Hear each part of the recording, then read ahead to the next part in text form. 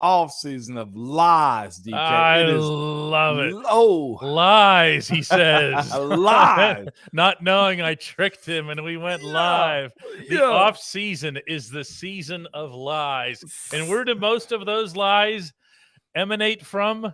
Just lies and on the internet is where they are. Dumb thoughts is also where they lie from. Where do they come from with you, DK? Cleveland. Dog, I was just like, no, don't do this. Why are we doing this, y'all? We're going to tell you what we mean, okay? And right after I hit the clock, it's the clock or the bell. Which one are we hitting today? We want bell. Are we going to hit the bell, DK? Yeah, Give me bell. the go call on the bell, man, and we can get this thing started. No, that's your call. It's my go on the go. It's your show. Y'all ready to go? Chris Lynn said ding, ding. So I'll give one because two kind of messes it up. So here we go. Start the show.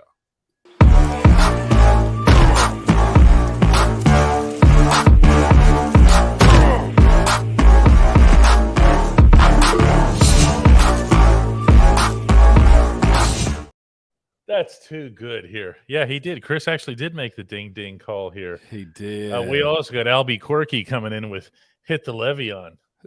I saw that your favorite barber is in the conversation too. Oh, yeah. Yeah, absolutely. Everybody's in here today who's usually in. Randy Wagner, of course, is staying on topic. He's already hit the like button. What about you? Do you really want to be judged by Randy Wagner? Do you want that to be part of your day? No, you don't want to be judged like him. What we call it, DK, the other day, the uncle table. You know, no, that's for the non-members. That's for the non-members. Well, we can send them over there too if they don't hit that like button. Because the uncle table, this is why the uncle table ain't bad if you got cool uncles, right? DK, like these are the uncles that got to bomb a ride from somebody to get to the family event.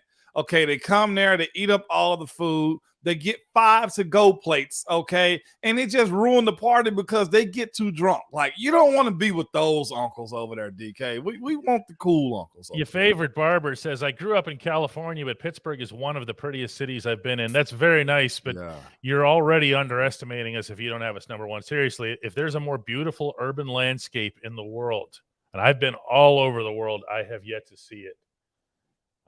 People who think of us just for our football team, you know? Yeah. Now, Pittsburgh, I'm rolling with your favorite barber on this one, DK. Let me just, because I love Pittsburgh, not just simply because I, played there. My adult life was there too, for the most part. One of my kids was born there. They both were raised in Pittsburgh too. But Pittsburgh does kind of have that air about it. You know what I'm saying? It's like if you visit there, you're appreciative of what Pittsburgh really is. Like, that's the way I look at it. Like, it is green. It is a lot of different variations of people from different like cultures and sects. And I actually love how you have different avenues of Polish Hill and just those type of sectors. DK, I love the South Side. We are naturally fragmented. There are people who've lived in the South Side who've never been to the North Side in their lives. That's just kind of the way we exist. Victor Simmons, our resident fan in Nigeria, although we might have more, lets us know here that he's planning on making the trip to the Mecca a la Pittsburgh for my honeymoon. Just married. Congratulations. Congrats. Victor, congratulations. By the way, Victor, my University of Tennessee just recently today got a commitment from a Nigerian-born kid who's a 4-star out of England. DK, college sports has gone worldwide. This was a big signing too. This kid's a 4-star from England. Yeah, you never know, man. Yeah, crazy. You never know. Brent Haynes has a challenge for Ramon. You're right. We talked about a lot of stuff, and we still got to get to those lies, okay? But today is hump day. That's how you do it. He gave everybody such a lame one last week. I did. Paul Ogden is a member. Welcome to Paul. If you're not a member yet already, you don't want us to rehash what happens to the people who aren't members here. We talked about it a little while ago, man. Uncle Table. Yeah, Uncle Table, and not the cool uncles, man. It's the one we always side-eye. Don't be those dudes, man. Jeez, don't be those dudes. Oh, yeah. But DK, go ahead, Moan. I was just going to segue us into the conversation of what the offseason is. Okay, as I just heard my dog, I think my Rottweiler always sits behind me whenever I do the show behind my door. I think he just laid down in front of the door. But the off season is long. There's a lot of storylines. This is the time of the year to where if you're a bad organization, you think you're going to win the Super Bowl in 1 year turnaround. You know what I'm saying? Like, it's that time of the year. We hear a lot of noise. There's a lot of fabrication of what this team is going to look like, what your team is going to look like, what the league is going to look like. And then still we'll rehash. We'll have Roger Goodell selling a $102 million game for a playoff on a Monday, right? Like, there's a lot that goes on in the offseason. But the biggest one of them all, and you brought this to my attention too, is how is Pittsburgh viewed? How is doom and gloom inside of Pittsburgh, Pennsylvania, DK? Well, it's so weird to have it be the opposite. The way I see it right now within the city, within the fan base, and anybody can feel free to, correct me if they think I'm wrong on this, because it's just a perception on my part. Yeah. That there is a real belief and a real excitement about this team. There's a real belief and a real excitement about Kenny Pickett. And both of those things are exactly the opposite on the outside. The Steelers are seen as a consensus last place team in the AFC North. There's not at all a playoff team in the conference overall. And Kenny doesn't get anything remotely resembling respect. I'm not sure I've seen this before, Moan. Yeah. I'm really not. In fact, sometimes it's flipped in the other direction. It is. You know what I mean? Where people here are like, oh, man, I'm really tired of this and everything else. And on the outside, they're going, whoa, but they're still the Steelers. This is the opposite. Yeah, it is. Like the one time we actually have the fan base behind us, and I can say that too because we heard the rumbles of the fan base and on a lot of different bases. I was, of course, in the media more than most players because I knew this was probably going to end up being my second career in some capacity, right, DK? But with that being said, we heard the times where we knew we were going to have a good team and everybody else said no. Well, the fan base said, no, we're not going to have a good team. You still are a franchise that got 4 primetime games this year in 2023 after just going 9-8. You still are a franchise that got late afternoon games. And everybody inside of Pittsburgh or who's a fan of the Pittsburgh Steelers is happy about that. But on the outside, 4th in the AFC North. Mike Tomlin's first losing season is what I saw. Cincinnati's the belle of the ball of the division right now, and rightfully so, right, DK? They've been the closest ones to the show, meaning the Super Bowl, as opposed to almost everybody else in the AFC North. And they got a young quarterback who's working on his contract right now. Lamar just got paid. We can paint all of those stories, but I'd say this. I love where we are as a team.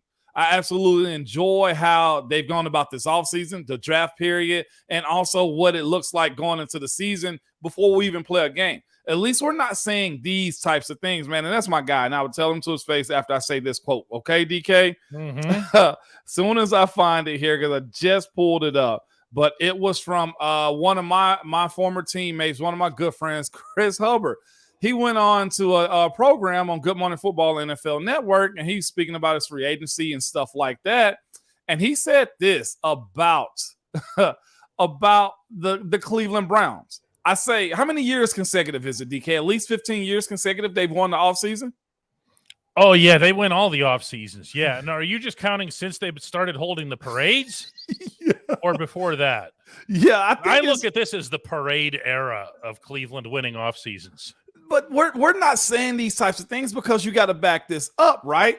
He said this, a former Steeler, also Cleveland Brown as a free agent now, Chris Hubbard, tackle, guard, center. He's played all positions. He said, I just feel like the Browns have what it takes, man, to be a top contender when it comes to everything that they've done with Andrew Berry stacking up on everybody and making sure the guys are right and in the right position to play. And Kevin Stefanski, and they've got a coach Schwartz over there now. Man, this is the part that's going to get y'all. You may even put laughing emojis on the side on the YouTube chat. He said, man, it's a powerhouse. I really feel like it's a powerhouse. In Cleveland? Why? I mean, just all you have to do is stop and ask yourself, why?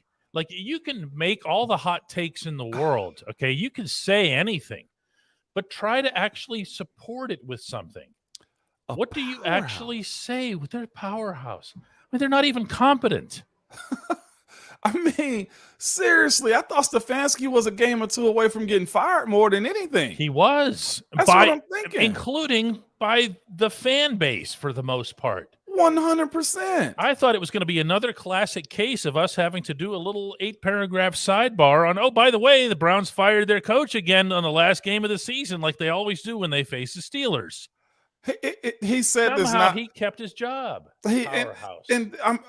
He said Cleveland is a powerhouse. And yet the lights are never on in the playoffs. Okay, you see what I'm saying? I mean, the only thing I can think of, and this is trying to give Hubbard and that was your first time hearing that quote too, wasn't it, DK? Yeah, absolutely. Yeah. Trying to give him some benefit of the doubt. If you consider his position, I could see where the Browns fancy themselves as an offensive/running game powerhouse because they've got Nick Chubb. Yeah. Okay. Yeah. But other than that, I mean, Myles Garrett, give him credit. Yeah. I don't give Myles Garrett credit. You know why? These eyes don't ever see him play well. I know that's not how you do this, but he faces the Steelers twice a season, right? That's facts. Tell me why I never notice him. That's facts.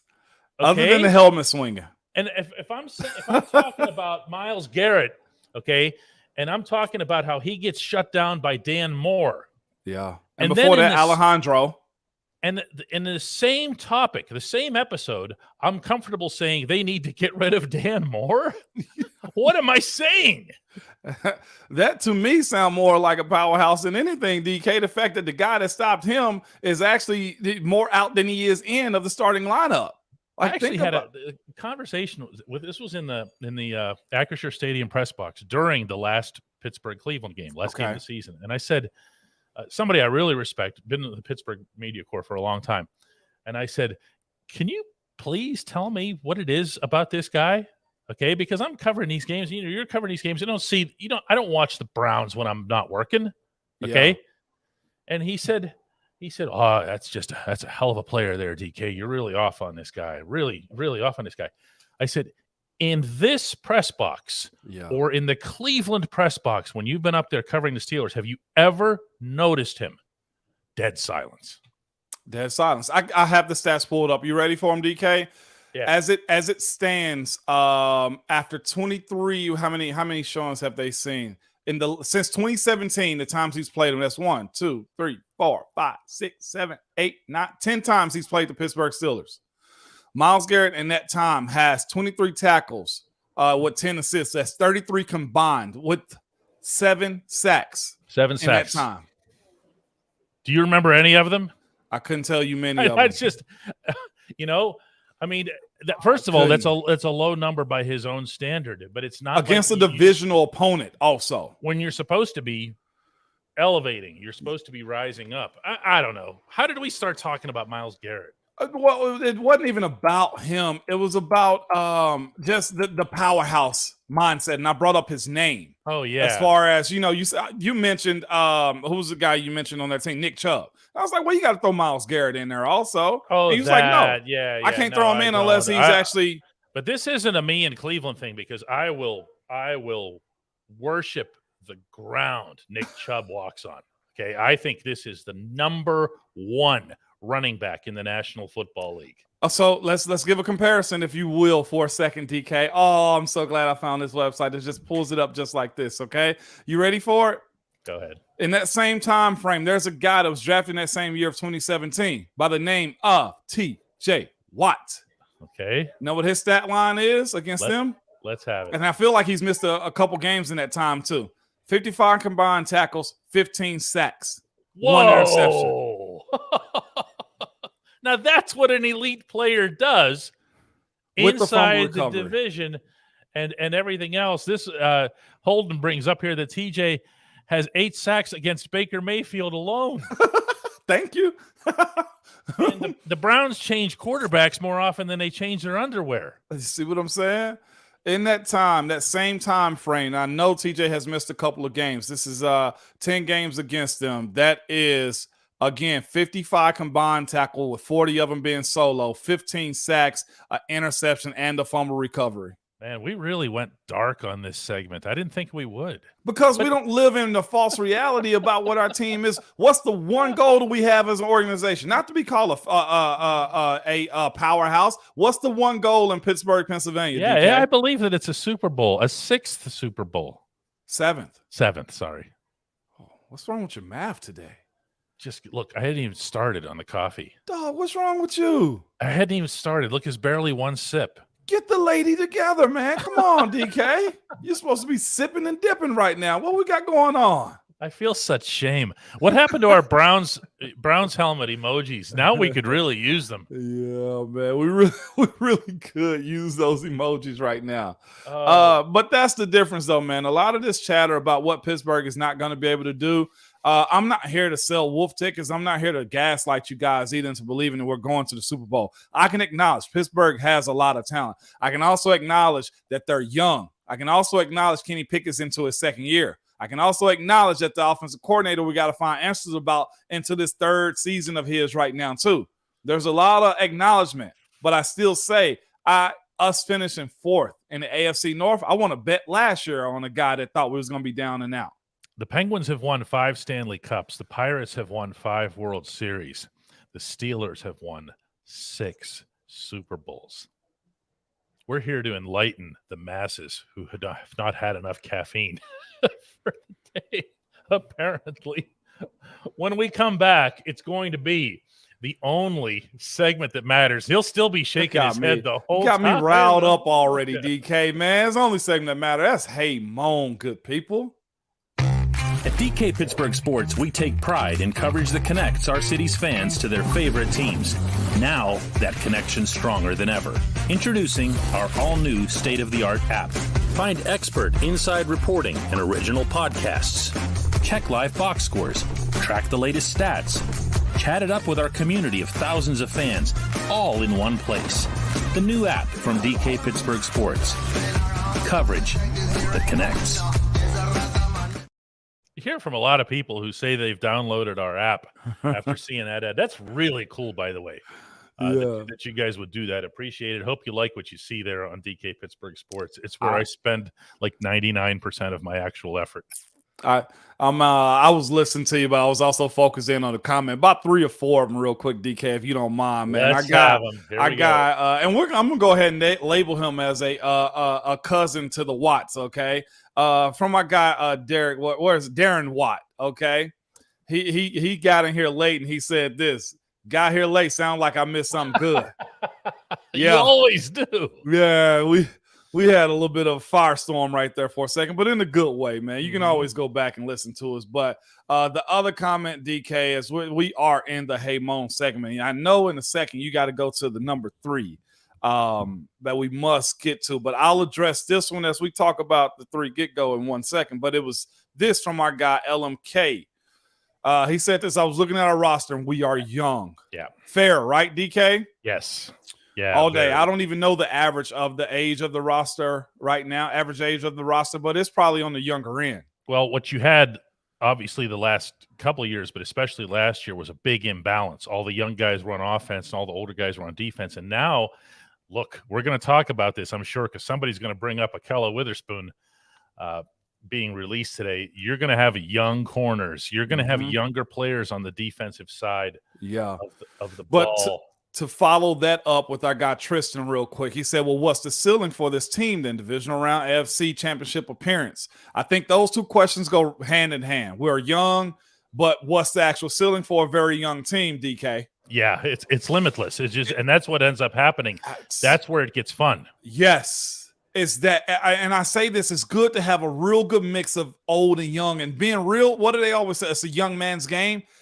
Give me more young talent, DK, to where they're at a point, and this is going to sound bad to say, but it's the harsh reality. You're too young, you're too dumb, you're too inexperienced to know what's in front of you. Me going to the Super Bowl in my 2nd year, we're going back.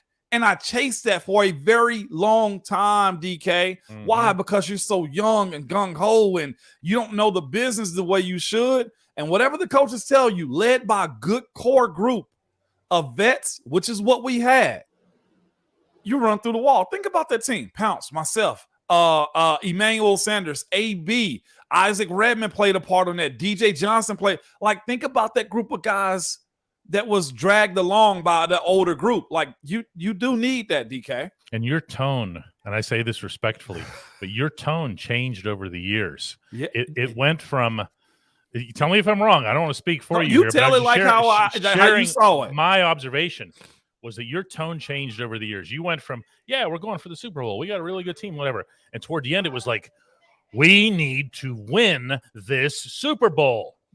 Which part of we need to win this Super Bowl did you not understand? That was you turned it into a mission. It became something else. It really was. Like, that was I label myself sometimes a sicko in my mind thought sometimes. And it's a good thing in a good way, right? Mm-hmm. Of like chasing that Lombardi. Like you said, it became fun to know you were good enough to do it. And then it really did become like, man, I need this Super Bowl. And that's the difference between a young guy and an old guy. Like, I knew that window was probably a little bit slimmer than what a young guy did. So you're right, DK. My tone did change. That was my only goal. That was one of the reasons why I retired too, DK.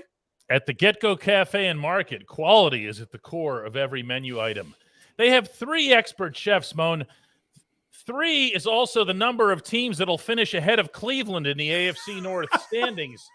Those chefs, they work really hard to make sure that every sub, burger, salad, wrap, drink, and app is crafted for what they call craveability. Order your favorite entry at the Get-Go Cafe and Market today. Better believe it. They have Get-Go's, by the way, in Cleveland. Huh. In fact, they have one. Yeah, right. They have one. They have one like pretty close to downtown, right by where the baseball stadium is. Yeah, as a matter of fact. I'm here for that. All right, so we're going to get going on some Hey Moans here, but first we're going to thank Osgood Peabody. Yeah. Did I get punked again? No, you did. Okay. No, you got that time.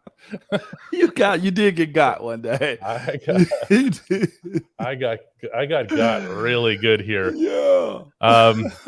Some commentary here from Facet 58, who just says Witherspoon released. Well, if anybody's got a question about that, oh wait, Mark Lancaster does. Witherspoon cut. How does this shake out the secondary? Moan, I have a feeling that Corey Trice is going to get a look. DK, I didn't even think about Joey Porter Jr. I didn't. I thought about Corey Trice. I said, they must see something, know something, feel something about this kid. Or said the same thing to somebody today. Yep. Did you that was my first thought, because you don't cut a guy like Akilla Witherspoon this early, other than the respect factor of him going to another team. Right. Well, we've already saw something. Similarly, you don't sign a veteran third-string quarterback if you really like the guys you just had in for rookie minicamp. So people like me say, there's nothing going on there. There's nothing going on there. They see something. DK, I got a single. I'm putting this bet that we have. I'm gonna put that in the collection plate because you're preaching right now. Okay? Let me go ahead and put that in the offering plate for you real quick. I threw that in there real quick. But you're right, DK. And by the way, I had the answer to all you guys' question yesterday about Mason being signed in my inbox and didn't even realize it. I DM'd Mason yesterday like, hey, man, what's the rumors? Are you signed or not? And he hit me back. I got to find the DM real quick. Read it verbatim. I'll even show you guys, too. Mason, I just hit him up. I was like, man, Mason's a friend of mine. Let me do that. And I was like, you actually going back to Pitt? And he said, big sexy. Yes, sir, I am. And I'm like, okay, then. That's Mason Rudolph right there. That's him. And don't show his number. His number's not up there. Absolutely not. I don't think anybody can just message him unless you're friends. But he was like, big sexy. Yes, sir, I am. I told him I'll see him sometime soon. And he was like, looking forward to it and thank you. Mason's a good dude, despite what you guys are, guys feel about him for no reason in a preseason game. That's my locker mate. That's my dude, man. So that's it. But yeah, Mason is coming back and we're good to go. And there's also been another claim off of waivers too, DK. What's that? 15 minutes ago, we have claimed DN Manny Jones off of waivers from Arizona. I guess he must have got cut. Yeah, that was actually something that was known to an extent yesterday. It's not a big deal. Let me see what else we got here. Michael Muhammad says, with the $4.4 million in savings by cutting Akella Witherspoon, will that give us enough cap space for decent depth at an off-ball linebacker and edge? Well, we talked about the cap space yesterday, and it was in the 8 range, and I was the one saying it needs to be more. You did. Whenever we were talking about the possibility, which is not a possibility, by the way, that Mitch Trubisky will be traded. He will not be. Yeah. I have that on good authority. These are your 3 quarterbacks. There's no mystique. There's no subterfuge happening here. But with Witherspoon out of the mix, how do you put this? You still need a nickel corner. Yeah. Okay. You do. Yeah. Okay? That's fair. All right. And you do need the off-ball linebacker. Look, we were all getting excited about Quan Alexander a couple days ago, and then all of a sudden he was just gone off into Bud Dupree land. Mm-hmm. And now we still talking about a third edge rusher. So you don't have much faith in Nick Herbig, or he's just such a young guy you don't know what you don't know? What's your coach going to say about a rookie? I mean, I'm gonna here's how this goes. Go ahead. We get to Latrobe, and I say to Mike Tomlin, Coach, do you think Nick Herbig's going to be your third string off ball linebacker? You know what I'm going to get from him? What? Ready? Yeah. Man, are you really asking me that about a rookie? Come on. Who else has a good question? I know. Golly, you just heard that. No, he'll say I did exactly just hear that. that. I heard it in his voice, man. And he won't play favorites, too. He'll say it to anybody. He doesn't care who the reporter is, where they're from, whatever. Yeah, the guys I see available now, I think Frank Clark is still out there. You have to ask the question, how much can you get up out of a guy like him? It's the only known one that I know of. I feel like whoever you sign, DK, is going to end up being a guy that's going to be a strict role player. Like I said, not signing Bud was one thing, and TJ has shown the ability sometimes to be in and out of the lockup because he has a hot motor, man. Herbig is where I'm going. I'm laying my hat there until we know something else. To speculate is kind of neglectful, DK. Yeah, I just think speculating with a rookie who isn't some first-round high pedigree guy and saying, oh, this is your starter, I've got 2 words for anybody who wants to do that. Kendrick Green. Don't. Okay. That's fair. Let's let the kids come in and earn it. Not That's because fair. of some superstition or this is tradition or how it's always been. No, this is just the right way to conduct things here. Wade says, I think it must be a more relaxed and cooler for Mason Rudolph now as far as comfort. I mean, how do you put this? You do come to a point in your career, Moan, and you didn't. You started till the end. But you come to a point in your career, I'm sure you've seen it and experienced it with other guys where they just know they're at a certain place. They're not going to be starters. And in Mason's case, he's not going to be a 2, at least not here.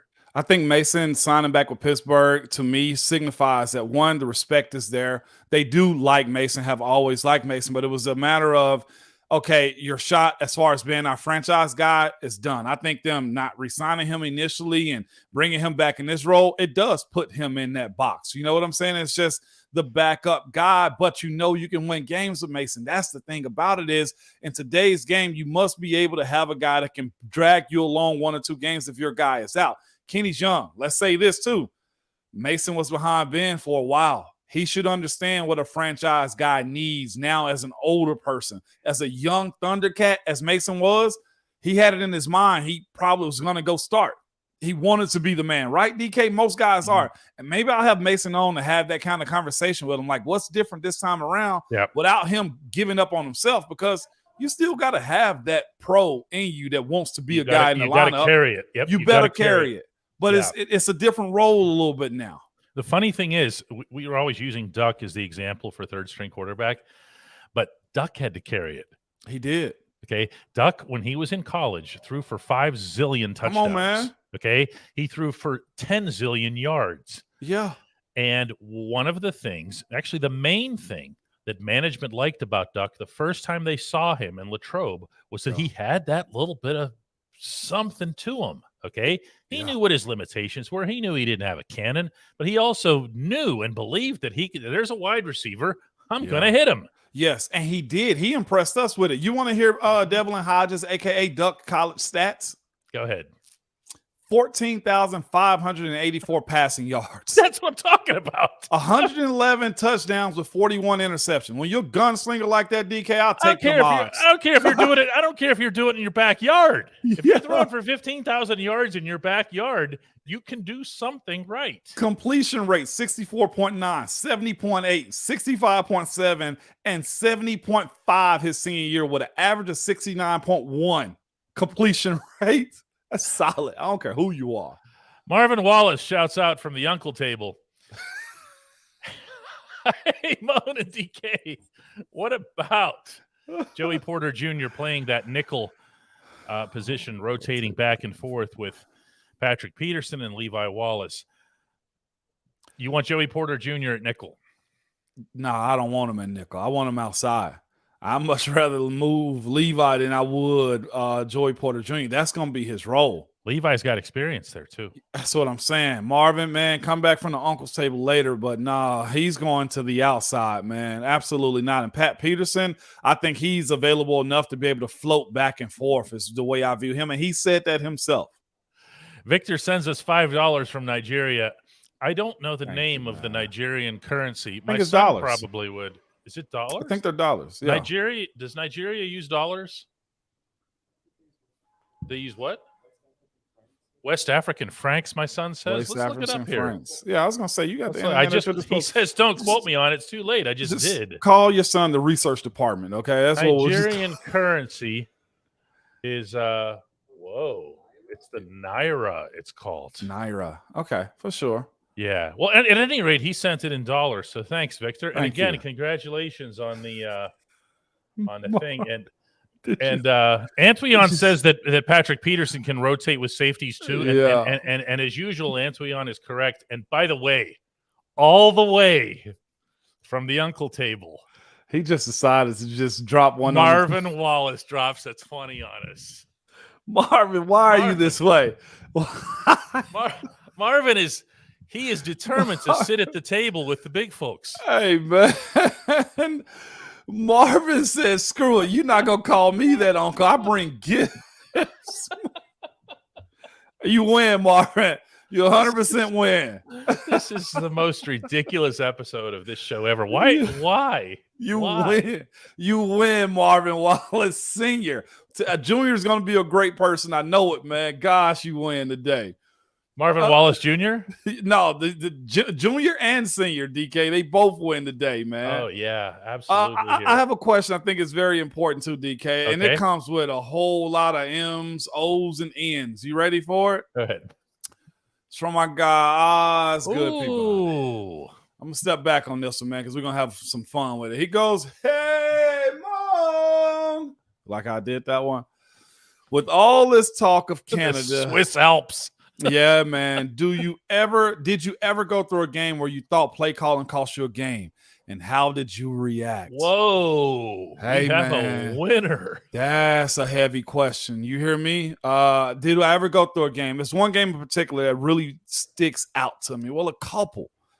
I can always go to the Oakland game because I was feeling like, why isn't anything working? The one with Terrell Pryor just opened up the game and just bust open the seams on us.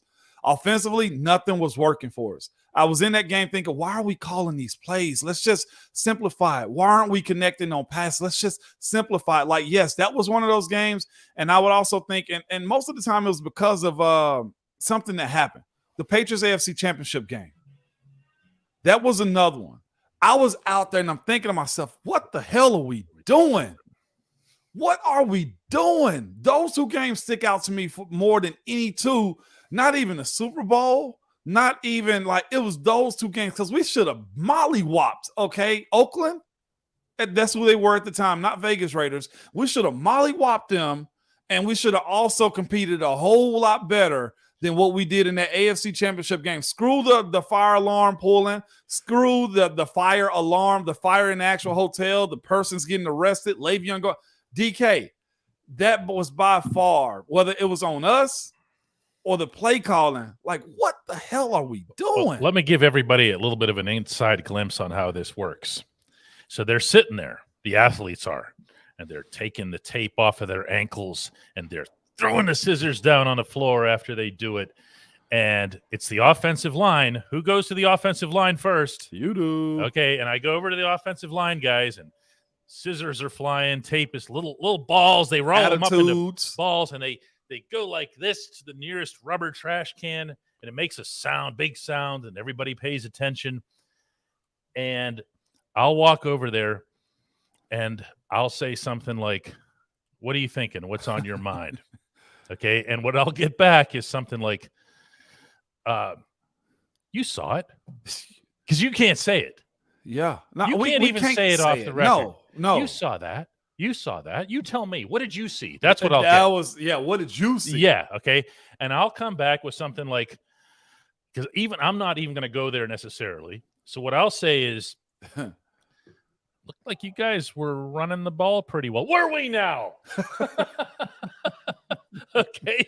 Well, did you think that we were running the ball well? Huh? We were running the ball well. It's almost as if we could have kept running the ball well. Yeah. Huh? Are you new here or something? So it would be like that.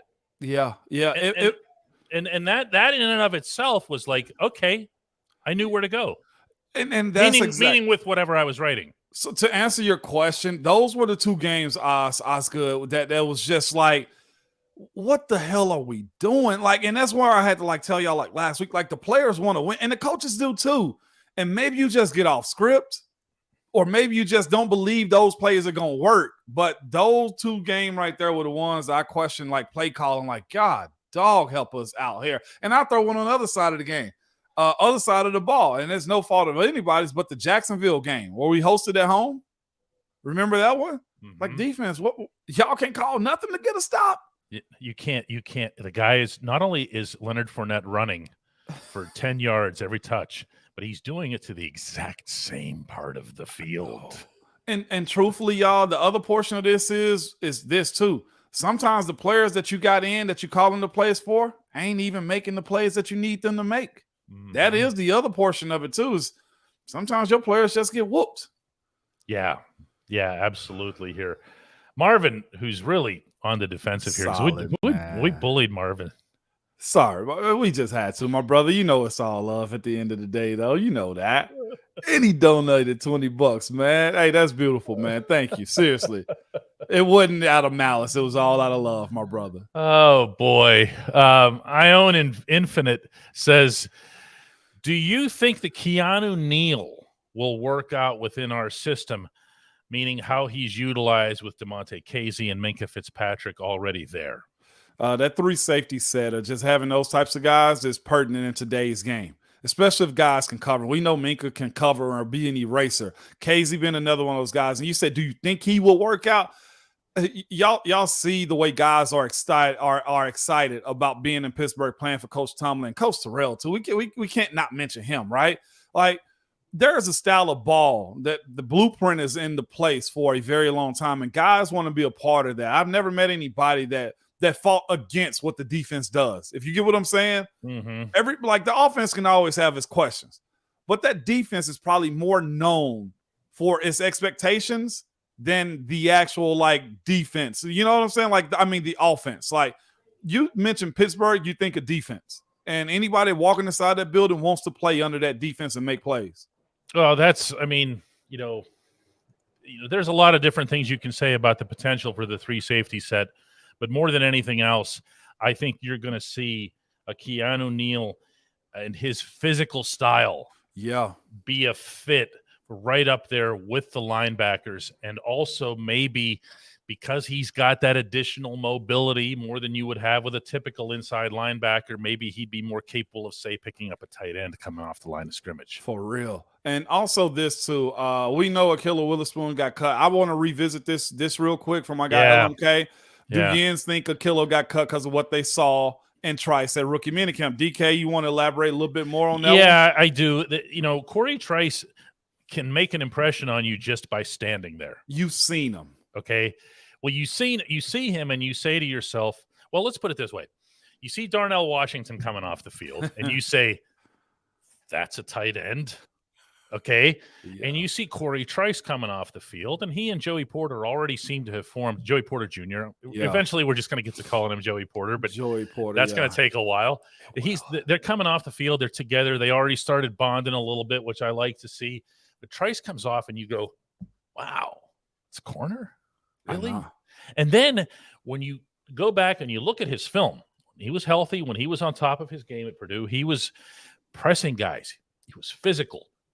He was in their faces. And if Mike Tomlin, Terrell Austin, and Grady Brown, secondary coach, can find a way to what am I looking for here, Mo? Shrink it. Yeah. Concentrate it. Yes. Concentrate it. Do that and say, hey, kid, we don't need you to be all over the map here. We don't need you overthinking stuff.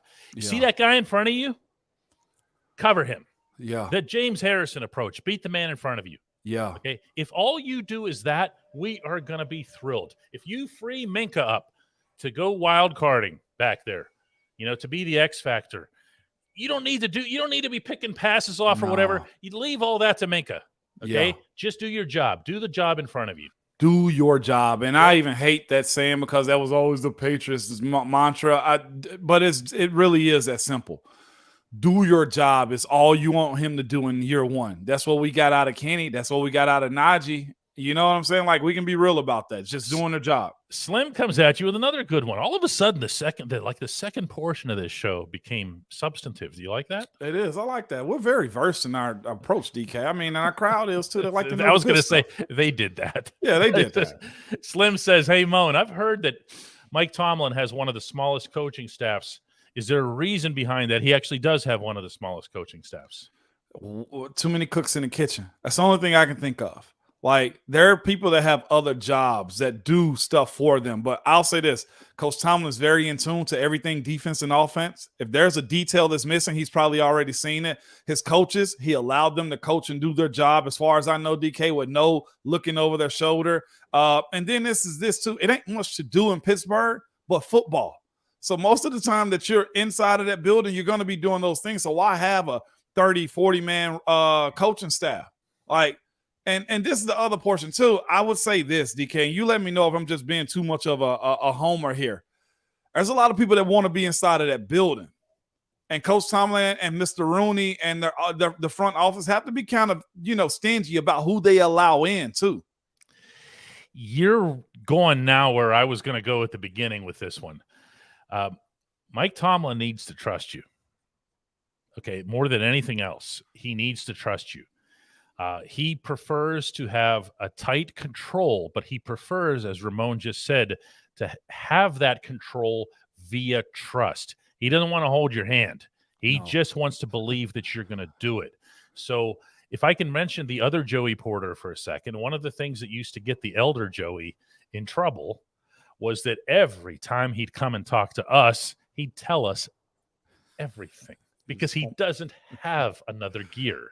Okay. He is just that open, that blunt, right? Yeah. That's not him being disloyal. It's just his personality. It's who he is. Yep. So what Tomlin wants are people around him that he can trust in every regard. Mm-hmm. And that's always going to be a smaller number. And I don't want you to think he's closed-minded in his thought. There's been so many like college coaches, high school coaches, coaches who were without jobs, come inside that building, be able to work camp, be around camp. And he's very open in that aspect. But I would almost guess working for him and being around those guys that are those position coaches, it ain't much of an outside chatter when it comes how the Steelers do stuff.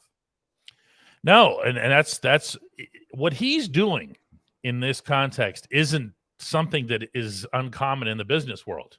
Yeah. Okay. You have a lot of people who run businesses who just say, hey, man, let's just keep it like this. We know who we are. We know who to trust. Okay. We have a small circle here. Let's just go about business like that. Let's see what else. And I don't think we've suffered from a small staff either. If I can be frank about it, I think you've had some really good coaches to come through. And the other thing Coach Tomlin is not afraid to let you know is I'll fire you if you're not doing your job. So it's that part of it too. Gifted memberships are, it says here that it's actually raining memberships. I do believe that's our man Ryan Lytle at work. Oh, and in fact, it is. He says there are some more. Abandon the uncle table. Wow, people. Ryan, you are a saint, my friend. We must sit down and have a brew and one of those hot dogs across the way from DK's shop. Sergio challenges you, Ramon. He says, Moan, you were part of it. Did Mike Tomlin really control the calls and limit the coordinator's input? According to what Butler said when he retired, Keith Butler said, yeah, it was his defense and whatever else here. I mean, well, it was top 10 every year. Yeah. So, all right, did he limit it? I have to get that answer from him. I don't want to speak for Coach Tomlin in that sense, right? I do know this. He knows everything about what the opponent is doing. Coach Tomlin's first gig was D-backs coach and then defensive coordinator. I played for a college coach that was a former offensive lineman. He put his fingerprints on all things that we did too. It's hard for some people to not want to have some type of influence. And I'll say this also, when you have the ability to know better sometimes, DK, and if it messes up, my bad. I got you. I'm going to let you do your thing.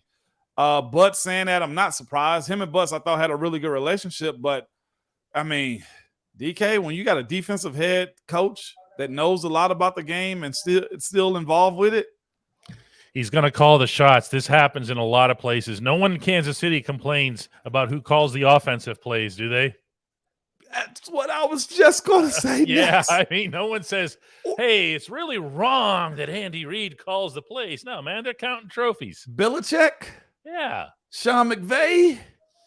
There's a list of coaches that have their fingerprints on whatever side they concentrated in. So, like it or love it, it is what it is when it comes down to you running your own ship. Jason Esch says, hey, Moan, knowing that it's May, and I get it, but if you had to choose one Steelers offensive lineman who will show up and show out over all the others this season, who would it be? Mason Cole. That's who I'm going with. Okay. Because I think he's getting more comfortable. Because I think the second time around, we saw his first time, he has a Steelers mentality. It's just a matter of comfort for him. You've told me he seems to be the mouthpiece for that room too. Oh, he is. So and he likes it. I think he had an opportunity to be a Pro Bowler last year. Okay, let's just he did. He's the one to me. I think that's going to show up and show out. Another guy that's tight on that list is Chuks Okorafor. I'll throw him in there because if I'm not mistaken, it's close to contract year 2. So that's who I'm going. The rookie, I don't want to put him in that conversation because it's going to be learned by fire with him this year. So I got Mason Cole as being my guy, being a steady Eddie that's going to show up and show out this year. I'm going to take somebody different, Moan. And I'm going to take James Daniels, and here's why. Early last season, and I have no problem admitting this because circumstances change, stances change. Okay. Mm-hmm. James Daniels started off, and this begins with the preseason. He was getting pushed back, and I didn't like it. And then from there, I'd heard internally that they didn't like it either. They felt that he was kind of easing his way into the season. Does that make sense? Oh, yes, it does make sense. So when you see X number of plays on film where he's just going backward. I remember seeing it. Okay. However, season's end comes along, and his record is like spotless. Okay. Yeah. So now he enters 2023 understanding what the standard is, understanding what the expectation is of Pat Meyer, of Mike Tomlin, of his teammates. Yeah. If he does what he did over the final 12, 13 games, wow. Yeah. You're talking elite. You're talking 0 right here, 0 sacks. Yeah. Okay. 0 missed snaps. I will say this about James Daniels too, though, right? You mentioned James, right? Yep. That 0 that he had is going to be targeted this year too. Oh, yeah. Yeah. So he better come in with that attitude also, DK. You feel me? That's just how the game goes. I'm not even attacking him at that point. We got one last one for the day, and there's nobody we'd give this one to other than Marvin Wallace, who has now joined us at the table. He said he's been a member, DK, so we're going to correct it. And I saw the comment. He's been one since yesterday. His son is a pilot, by the way, too. That's awesome, man. I'd love to learn how to do that, but I don't know if I trust myself to do that. You've got this one, Moan. All right, it goes, hey, Ramon. I like that, Marvin. How many pairs of shoes would you bring to a game if you were playing in cold weather like Green Bay, or I feel like that? How many pairs of shoes? Cleats, I had at least 3 pair. Wow, I didn't know that. At least 3 pair in the locker room. I had my moldeds there, which is rubber. Then I had my on the spikes. road.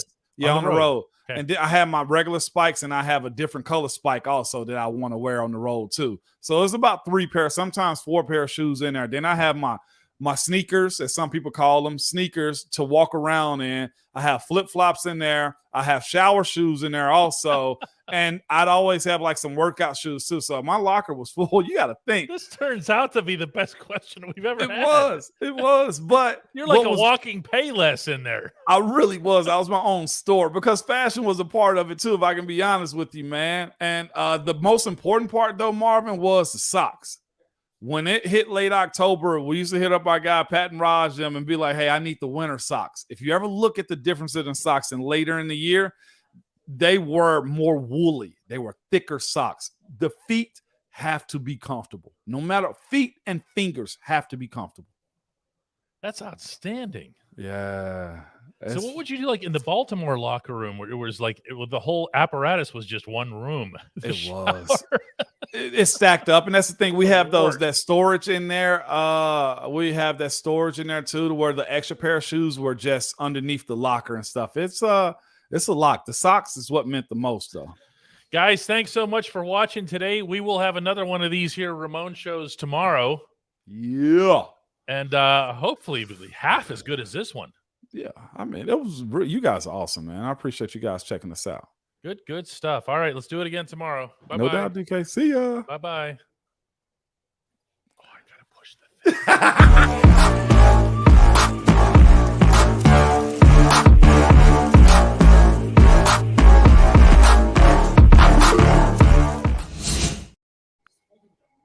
What does it say? Hard work beats talent. Is that right? I feel like that's what our guy Trice is going through right now. I like it. Although he's going to have talent too. I mean, you know, he was born to be 6'3". He didn't work at it. That's so true. You know, that's so true. Look at you with a picture of me, DK. I don't even have a picture of me. That's right. The boss is going overseas later tonight. Oh man. Yeah, we're gonna say goodbye to her. See you, Dolly. Everybody say bye to Dolly, man. She's going overseas for a couple of weeks, see family and stuff.